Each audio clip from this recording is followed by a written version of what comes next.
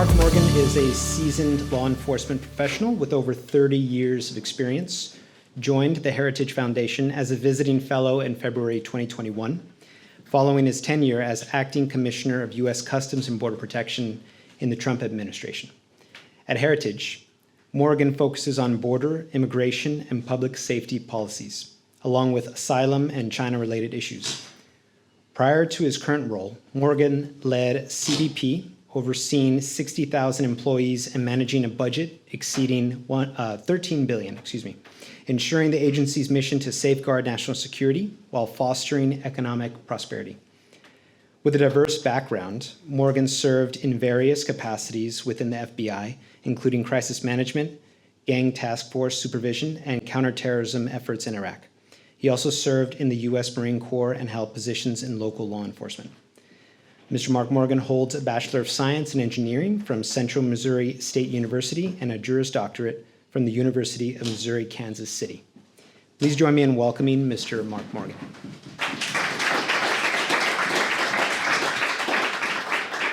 So, first of all, I've been with the Colonel a couple of times, and I've heard his background, and I heard his story, and I tell you, every time that I hear it, I still get goosebumps. And the first thing, one of a few things that I think about, the first thing I want to say is thank you for doing it legally, right? And it's ironic, it's frustrating that's where we're at right now, that we're actually thanking people for actually abiding by the rule of the law, but that's where we're at right now. And where are we at right now? I think that if you're being just remotely intellectually honest, you can no longer deny the unmitigated chaos and lawlessness that's happening on our borders. I mean, heck, even the mainstream liberal media now is finally joining the bandwagon, admitting that there's a crisis. They're just trying to blame Republicans and a president that hasn't been in office for 3.5 years. And there's one of many reasons why I get frustrated. Let's be crystal clear. The reason why we're here is because we have an administration that came in on day one and systematically, with intent, took the most secure border in our lifetime and they intentionally unsecured it. They walked away from the Constitution. They walked away from the rule of law. They walked away from common sense. And what was the result? Very predictable. That's the result. If you look at so the left side, obviously, that is what has happened the past 38 months. How did we get here?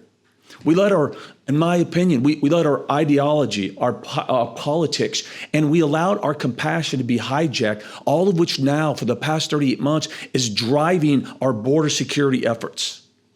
We hear this all the time, the narrative. One of the narratives is, well, this is about immigration. They often talk about the poor, vulnerable migrant that's coming to our border. They often invoke the words on the bottom of the Statue of Liberty. Here's why that's just false.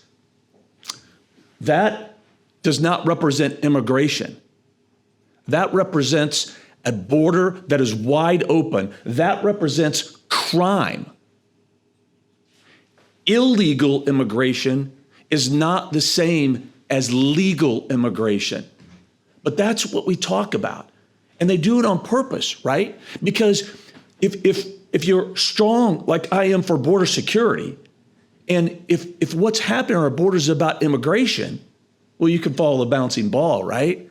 So if I'm against border security, if I'm against what's happening right now with respect to border security, and if what's happening isn't about that, it's about immigration, and I want to stop it, well, then that means I'm against immigration. And if you're against immigration, then you must be anti-brown people. And if you're anti-brown people, well, then you must be a racist.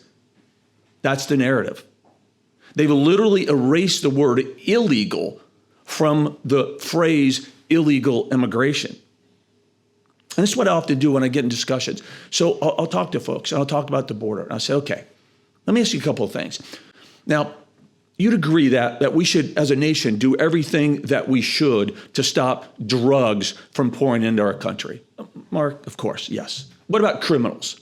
As a nation, should we do everything possible as a nation to ensure that we have the right requisite of ability to stop criminals, murderers, rapists, pedophiles, aggravated felons, and gang members from pouring across our border. Look, Mark, of course.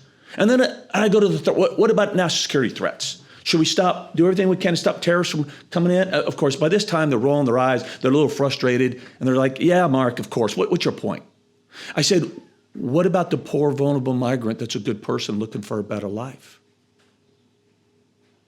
Guess what I get? Well, right?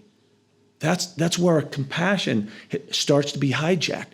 I say that, and I'm talking in front of large conservative organizations that are for strong border security, and they tell me we've got to do everything we can to stop the drugs, criminals, national security threats from coming in. But if you belong to a certain demographic, well, we start to get soft that they're illegally entering across our borders, as if there's a certain demographic of illegal immigration that has a negative effect, but other demographics of illegal immigration doesn't, as if it's a victimless crime. That's what they're pushing right now. And that's where the binary choice comes, right?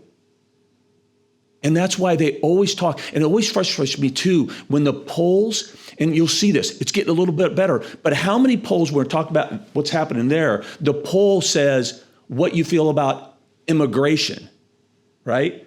I hate it because that's not immigration. That's illegal immigration. That's an unsecure border. That's a border now that we have no control over, that drugs, criminals, and national security threats are coming in. That's what we have to do. They blurred the lines between legal and illegal immigration. And it was talked to a little bit by one of the speakers. Here's how this works. Here's the reality how this works, is that the cartels, first of all, the cartels could rival many Fortune 500 companies in this country with respect to their sophistication. Their ability to change their TTPs, their techniques, tactics, and procedures is incredible. When I was a commissioner, I could sit and talk for hours about the sophistication that they use to smuggle drugs and people into this country. But the people, it's pretty straightforward. Here's how it works. They'll look at the border and they'll look at Zone B. And oh, by the way, the cartels have sophisticated listening and observation posts in Mexico. Guess where they're also located? In the United States side. Colonel knows it well. And so they're communicating. So they're going to flood Zone B with illegal aliens, knowing that what? Border Patrol is going to respond because they need to, because after all, they are human beings. Even though they're violating the rule of the law, they're making our border unsecure, they're still human beings. So the Border Patrol needs to go to respond to interdict them, to provide them whatever humanitarian care is necessary.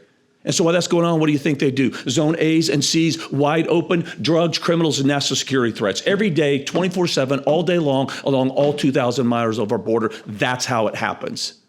So that's why we cannot accept any form of illegal immigration. Because it doesn't matter who you are or what form of illegal immigration. The result is it pulls Border Patrol resources off the front line, away from their national security mission.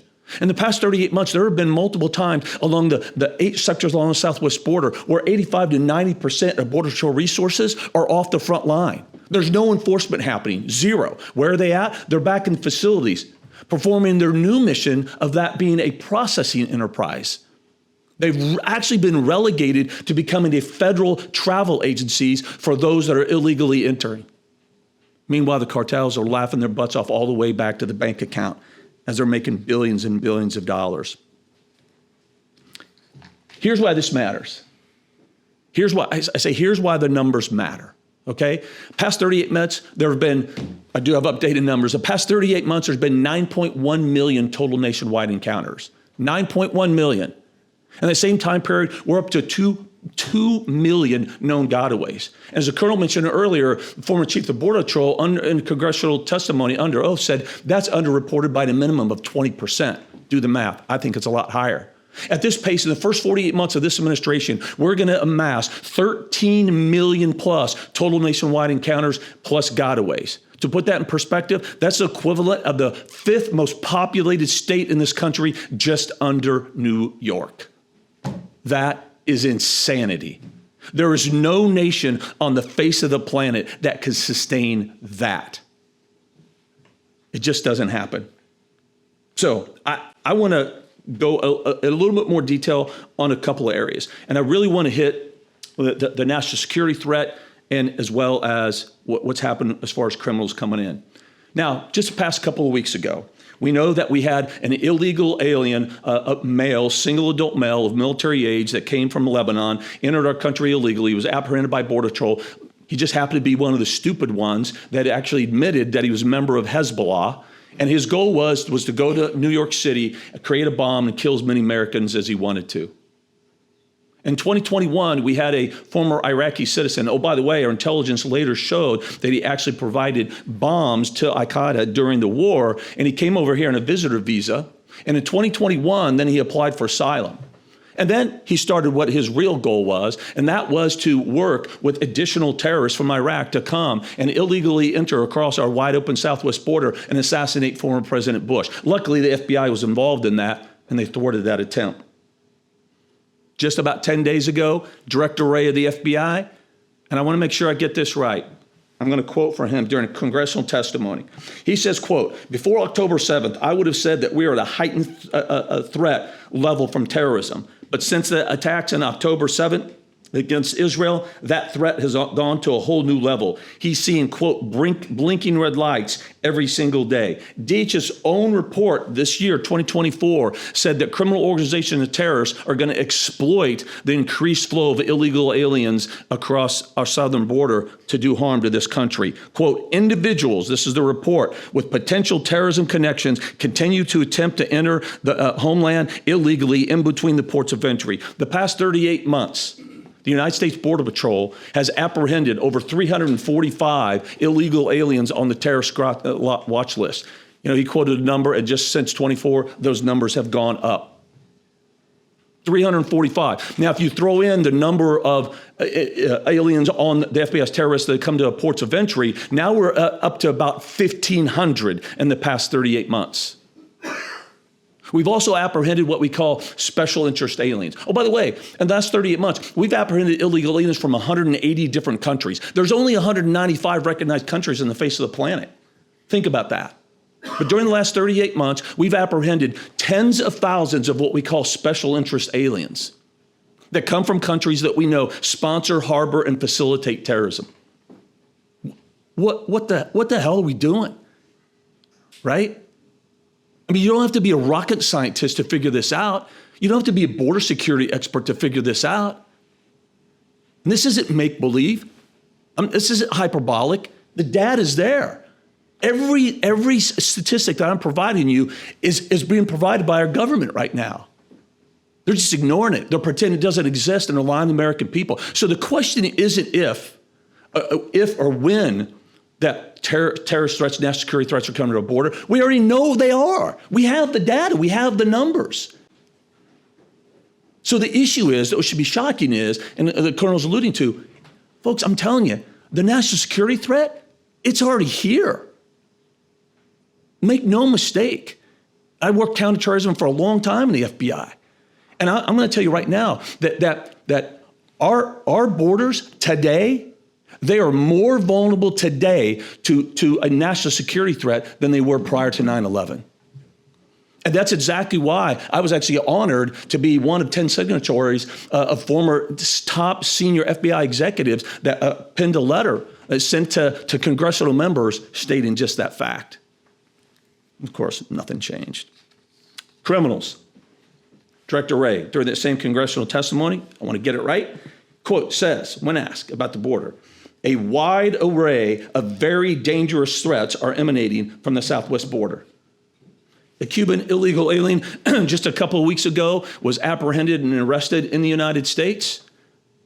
Guess what we find out? After we arrested him, after he was already in the United States. Apprehended, released in the United States, then later we found out he was wanted in his home country for 4 murders. A Colombian illegal alien a couple of weeks ago was arrested in the United States for savagely raping a 15-year-old disabled girl. A Haitian illegal alien was arrested. I'm sorry, that was a Haitian illegal alien that was arrested for raping a 15-year-old girl. Remember the Pennsylvania fugitive that was here in the country illegally, killed an American woman here, went to jail, he escaped. Well, What they never really talked about was, why did he enter the country illegally in the first place? Well, he was escaping a murder conviction from Brazil. Folks, this is happening every single, again, I could go on and on for the next 3 hours about these types of examples.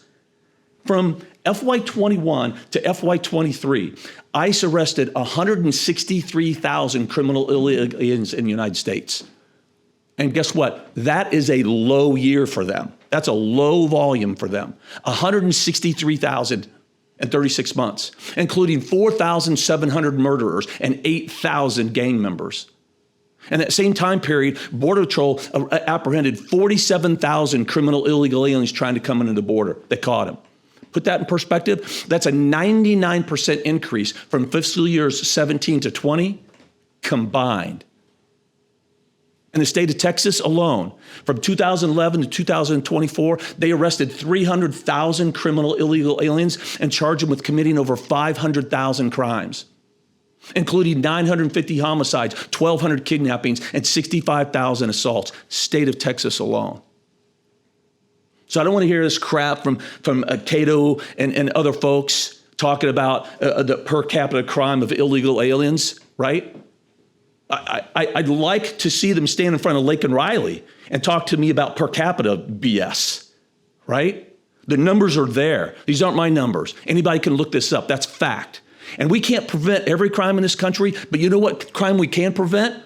By people that shouldn't even been in this country, right? Look, ladies and gentlemen, I'm telling you, every single day, we are knowingly and intentionally allowing criminals, murderers, rapists, pedophiles, aggravated felons into this country every single day. And look, it's so frustrating to me because when I talked about we have the most secure border and this administration intentionally unsecurity, that's not a political statement. That's fact that you can take to the bank. And I can give you, again, I talked a couple hours about the examples, but let me just hit the highlights. The asylum cooperative agreements we had with all 3 Northern Triangle countries.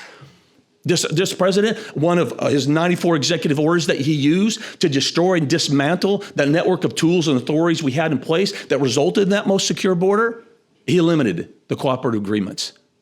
The Remain in Mexico program, gone. The wall, gone. Interior enforcement, he literally neutered ICE. You have to be a known or suspected terrorist or convicted aggravated felon before you're even considered to be removed. Right now, they're releasing about 80 to 85% of those that they're encountering that are illegally entering our country. It's insanity. You know, part of the narrative that we're finally hearing a little bit more of is how every state is a border state. Well, that's great, but I feel to some degree it's just ended up being a slogan that people don't really understand it. Because unfortunately, I think a little human nature, if you don't think something impacts your bubble, then you don't really see it as an issue. The problem is, and somebody asked earlier, what can you do? Do what you're doing right now. You being here, you're taking a significant step forward because you're getting yourself educated and more aware about the truth. And so wherever you're at, and I truly believe this, if you're at a party, if you're your relatives, and you're educated and you're armed with the truth, you can pass that truth on to them. And that amplifies. And I'm being sincere. I think that makes a difference. So when somebody says, well, okay, you've heard about every state as a border state. What does that mean? Because they don't see it impacts them. But I know they've heard of fentanyl death in their community. Boom, border impacts you, right? Crime's going up. That's across the, boom, it matters. So national security threat, of course, that matters to the whole country. So I think if you're armed with the information, you're armed with the facts, you can be out there and you can be an advocate for hopefully putting us in the right direction. Another one of the big lies that gets me fired up is that, and I challenge you. I challenge you to come up with any clip that the White House press secretary, the president, the vice president, Secretary Mayorkas, or any of the liberal mainstream media that have ever talked or gave you this stat. You ready for this? The past 38 months, CBP, Customs Border Protection, have recovered 2,000 dead migrants at our border. When is the last time you ever heard CNN or MSNBC mention that? Or the White House press secretary? Yeah, I'll tell you, boom, goose egg. Never. 2,000 dead migrants. And that doesn't include the dead migrants recovered by local law enforcement along the southwest border. That doesn't include the dead migrants that died in Mexico on the journey. That doesn't include the dead migrants that died in the Darien Gap, one of the most inhospitable, dangerous places on the face of the planet. You never hear about that. So don't tell me, Secretary Mayorkas, that you're developing a safe, orderly, and humane illegal immigration process. First of all, it's an oxymoron. Second, it's just a blatant lie. We know Doctors Without Borders said up to 30% of young women and children are sexually assaulted in their journey up here. I'm telling you right now, I've talked to sheriff's deputies, I've talked to Border Patrol agents, their lives will never be the same as they've talked to a girl that was 14 years old and she recounted how she was raped multiple times, or how a mother had to make a decision, right, because her son was having a reaction, a medical reaction. He was overheated and not enough water, and they said, you shut him up or we will. So she hit her son with a rock. When's the last time you heard that on TV? Or how about trafficking? It was mentioned earlier. Look, here's how this works. It's pretty simple. Again, you don't have to be a rocket scientist. Hey, what's it cost to you, cartel, to illegally put me across the border? $8,000. I've only got $2,000. No problem. You can pay it off later when you get there. They sneak across the border. About 2 weeks later, there's a knock on a hotel door. Hey, where's the other $6,000? I don't have it. No problem. Here's how you're going to pay it off. It's happening every freaking day, all day long. When's the last time you ever hear anything about that? You don't. That's why I get so frustrated. That's why I get so passionate about this. And you know, I always say, so when is enough? There's no downside to securing the border. Everybody wins. Less Americans die. I mean, drugs. I mean, it's talked about. Last year, 112,000 Americans died from drugs and fentanyl poisoning. 112,000. That's more Americans that died from all the terrorist attacks in our nation's history, the Iraq War, Afghanistan War, and Vietnam Wars combined, and a couple of those were 20-year wars. In 1 year. What the hell are we doing? Well, I don't understand why everybody is not at the top of the mountain saying, this is crazy, secure that damn border. And I just talked about all the death and destruction that the migrants suffer. I promise you, there's no downside to securing the border. I mean, how many more Lake and Rileys do we need? I mean, the Chinese national, 50,000 in the last 38 months, 50,000. Director Wray is out there banging the drum, right? I don't think loudly enough, that when it comes to cyber infiltration, cyber hacking, China is the global threat. The ratio is 50-1. For every one resource that we have dedicated to countering the cyber attack, China has 50. Shouldn't we be asking, shouldn't we be demanding from our government, why have we had 50,000 Chinese nationals, by the way, mostly single adult military-age men? Oh, by the way, did you know that China actually has a statute that says any citizen located anywhere in the world, the government can call upon them to assist them with their intelligence collection efforts? Right? Yep. When's the last time you heard that? Well, on TV, talking about that. So, again, how many more Lincoln Rileys do we need? You know, when Lincoln Riley was allegedly killed savagely by that illegal alien, I got on TV and I said, look, I'm glad we're talking about this, and this is horrific. But I promise you, she's not going to be the last. What happened a week later? Gabby Garcia, another woman's killed by an illegal alien. And I'll end with this. So because I don't think I could get any more depressing. So solutions, right? And I don't mean this flippantly, but I think what you do is, let's not reinvent the wheel. Let's go back to the policies that worked. I know, shocker, right? Well, we had policies in place that worked. That wasn't political. Again, the ACAs, the Remain in Mexico program, strong ICE enforcement, the wall system that acts as a strong deterrent.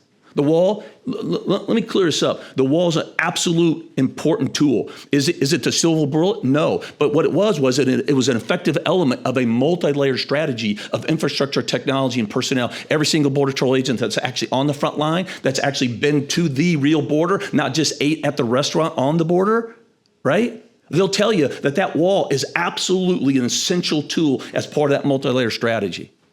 But what they'll also tell you is we have to have an umbrella strategy of deterrence, strong deterrence and consequences, right? We have to end, catch, and release. Again, you don't have to be a border security expert. Let me think this. So if I want to illegally enter the border and I'm going to be released, guys, I'm shocked that happens, right? I mean, illegal aliens want 5 things. They want to be able to enter illegally. They want to be released and free from deportation. They want to be able to work here illegally, send money home, and bring family members. Guess what this administration has given them? All 5 of those. All 5 of them since day one. So a strategy, number 1, attack those 5. Strong deterrence, strong consequences, in catch and release. You have resource multi-layer strategy, you have infrastructure, technology, and personnel, and then you have that network of tools and authorities and policies that actually back up your resources. And I'll mention another thing too. So it's going to be very, very important that a couple of significant things have to change. And one of them is how we go after the cartels. So I spent 20 years in the FBI. I was a part of those investigations. And I'm telling you, for 40 years, the federal government has failed. For 40 years, we've been going after the cartels wrong. We've been going after the cartels just like we did the mafia, Italian mob, back in the 70s and 80s. It was effective for that, but not for the cartels. It's not working. We failed. The only thing that's happened in the past 40 years is the cartels have gotten stronger, more powerful, and more influential globally, and expanded their operations globally. So clearly, we failed. And I go off of what A.G. Barr said. He penned an op-ed, I think it was last year, and I think he's spot on. He refers to the Planned Colombia model, where we go, we work with the government, and we eliminate. It worked well with the FARC, and then let that country take credit. So look, we know, and the Colonel talked, we've got all the intel. We know it. We know where the precursors are coming in. We know exactly what port they're coming in. We know where all the super meth labs are. We know all the routes of drugs. We've got all the intel. We know it. So I do recommend that we have hopefully it would be a joint effort with Mexico, where we use precision, surgical, kinetic military operations and go after the head of the cartel. Somebody earlier asked about, doing some more with those that are charged with actually trafficking. The issue is that's low-hanging fruit, right? For every one you take off, there'll be 10,000 waiting in line. You've really got to go after the network, and you've got to destroy that network. And I think that we could do that with or without Mexico's help. I think we would need Mexico's help. So, but I'll stop with that. Any questions?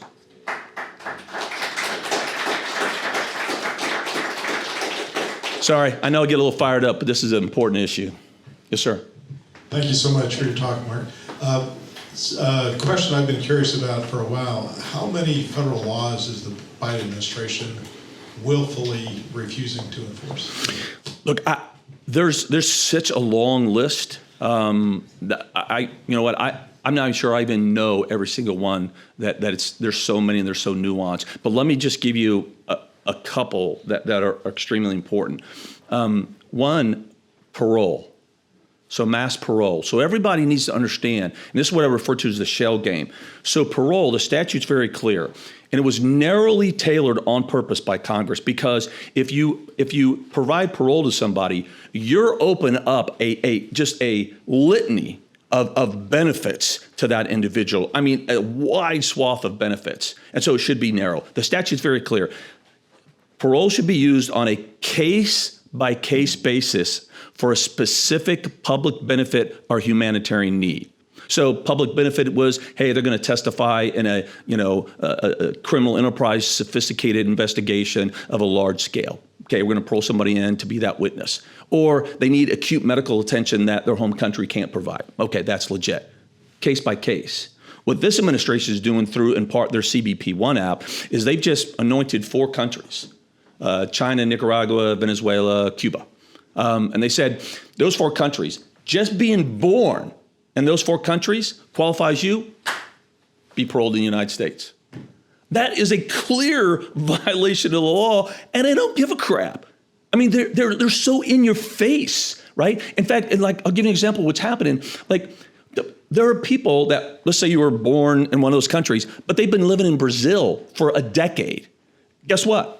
Nope, no problem. You can get on the CBP-1 app, fill out a couple lines, you're being paroled in the United States, even though you haven't lived in one of those countries for a decade. And this is why I call it a shell game, because here's why they did it, is because what they did is individuals from those 4 countries were the illegal alien numbers were going up, skyrocketing in those 4 countries, right? So what they said is, hey, pretty please, if you stop illegally entering in between the ports of entry, what we'll do is we'll just let you get online, fill out a couple sentences, and we'll let you fly in to one of 43 interior airports in the United States, parole you in, and you get more benefits, 2-year work authorization immediately, pass go without any questions. It's insanity. Every single day, detention. There's the other significant one. The INA is very clear on detention, on who should be detained. They are violating that. They are releasing individuals. An easy category is single adult males. There is no way they should be released. But every single day, they're violating the detention law and releasing people in the United States. And I'm not sure who mentioned that, but I forgot about this. Vetting. Somebody mentioned that. Please, if you hear anybody from this White House mention vetting, it's crap. They're lying to you. There's no vetting going on. And let me walk you through it just real quick. So we know that the overwhelming majority that are coming to our border illegally, they're dropping their documents on the Mike side, on the Mexico side.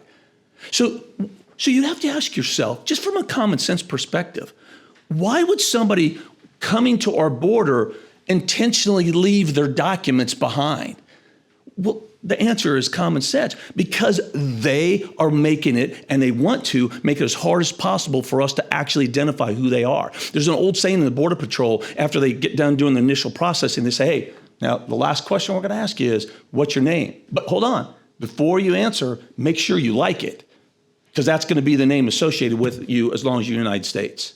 Which means we have no true ability to vet them. When they say they vet, so they check it against our intelligence database, NCIC. They do a rudimentary want and warrant check. But on the national security side, if you haven't dipped your toe in the water, you're not going to show up, right? Those tens of thousands of illegal aliens that we know come from countries that sponsor, harbor, and facilitate terrorism. Well, if they're not on the watch list, that doesn't mean they're not a terrorist. That just means they haven't dipped their toe and shown up in the intelligence databases. That's all that means. But guess what? We say, hey, hold on a second. Are you terrorist? Nope. Okay. Well, you're from Lebanon. You sure you're not Hezbollah? Nope. I'm good. Okay, go ahead. You're released. Right? I mean, I'm being but that's what's happening. And the other thing that I'll tell you as well is that, like Haiti, for example. So we know right now the lead of the rebellion, I believe his mother affectionately called him Mr. Barbecue. So let me get this straight. So we got all the Haitians coming in, and I'm sure that we're going to reach out to Mr. Barbecue and say, hey, brother, could you do me a favor? Could you just check this list and tell us if these are bad people, bad Haitians coming in? No, it's not happening. So every single day, we are encountering people that we cannot properly vet. We have no diplomatic relationships with those countries, but yet we're still releasing them, in addition to 2 million gotaways. Any more questions? Or are you giving me the? One more. Okay. One more? Any? All right. I guess I'm off the hook. All right. Thank you.